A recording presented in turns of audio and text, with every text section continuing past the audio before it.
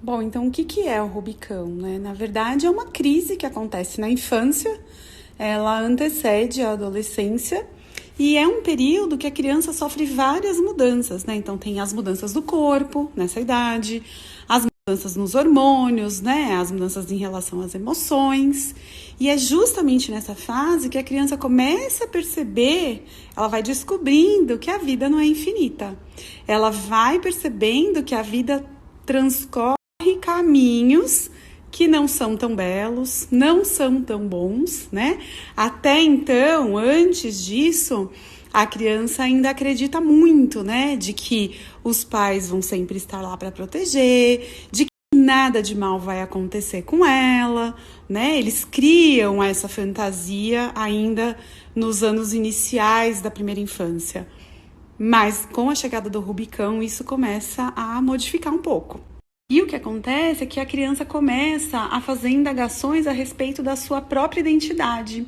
Ela começa a querer entender, então, o que é o mundo que ela vive, de onde ela veio. Ela começa a não se reconhecer dentro daquela família, começa a questionar, será que eu vim mesmo dessa família, né? Será que eu sou mesmo filho desses pais? Será que eles me enganaram? Será que tem algum segredo que eu preciso descobrir? Né? Em algumas crianças, a questão sobre a morte fica muito latente, né? Então, crianças que começam a ter muito medo de morrer ou de perder o pai, perder a mãe, eles começam a querer entender esse processo, né? Desse desligamento e como isso acontece.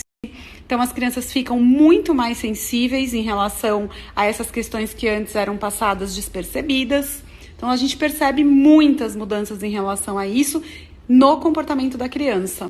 E são alterações de comportamento que a gente precisa dar uma atenção especial. Essa criança precisa ser acolhida, ela pede, na verdade, por esse acolhimento, porque é um momento que gera muita desconfiança. Né? Então, tudo para ela é motivo de questionar. Ah, mas você falou tal coisa. Ah, será? Ah, não sei, não acredito mais. Né? Às vezes, na escola, por exemplo, a criança idealizava, né, um determinado professor e tinha ali uma base segura. A criança passa a não ter mais, não se identificar mais com aquele professor ou começar a achar que aquele professor não é tudo aquilo que ela imaginava, né? Por exemplo. Então, muda muito essa questão do comportamento. Ela começa a questionar tudo que está ao redor dela, porque ela quer se entender no mundo que ela vive. E aí começam, então, essas crises, né, de indagações e questionamentos a respeito de tudo.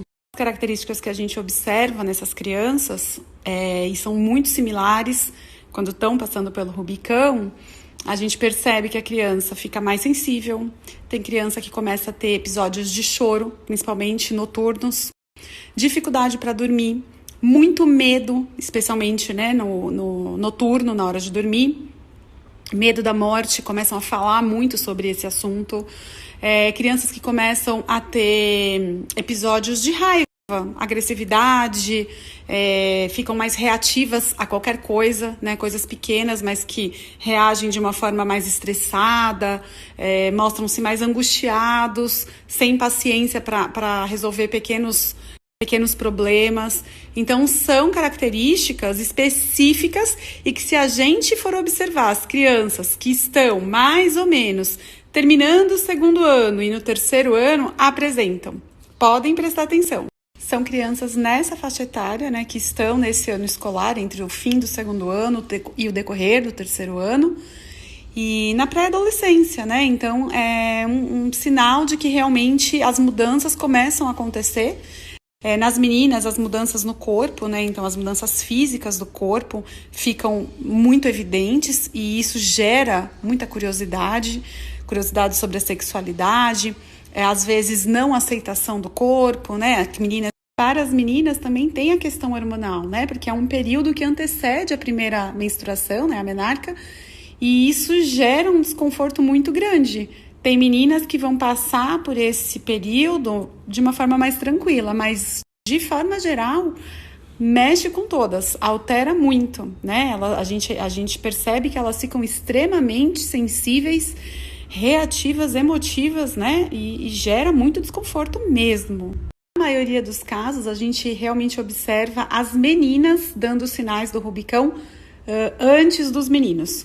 Na maioria dos casos, os meninos vêm um pouco mais tardio, né? As meninas costumam ser mais precoces em relação aos meninos, mas justamente por essa questão, pela questão das mudanças hormonais, né? Porque essa preparação para a menarca, para a primeira menstruação. Então, elas sofrem mais e acaba acontecendo mais precocemente.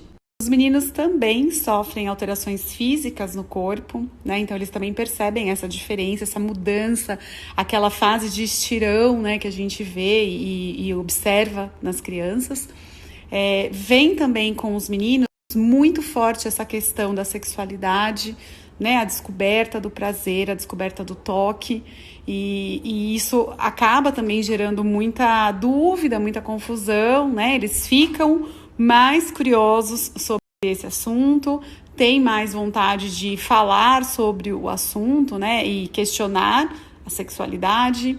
Então, são características específicas para cada gênero, mas que acontecem trazendo essas mesmas questões, né? Então, dúvidas sobre o que é, sobre o que sente, sobre o que está rodeando o seu mundo, o ambiente em que vive. Então, em ambos os casos, a gente vai precisar ter muita paciência, acolher, né? Acolher de forma verdadeira. A criança, ela está em busca realmente de sentimentos assim genuínos, né? Porque ela está em crise, numa crise interna. Então, para ela é muito importante perceber que a pessoa que está ali está de fato para ajudar, para acolher, para ouvir, para tentar com ela, né, o caminho que vai levá-la ao entendimento daquelas dúvidas que ela tem, para que vai fazer com que ela reflita sobre determinados assuntos sem querer dar uma resposta que seja única e absoluta, né, sem querer engessar aquele pensamento. Então, é fazer com que a criança seja conduzida para uma reflexão onde ela, por si só, possa obter as suas próprias respostas.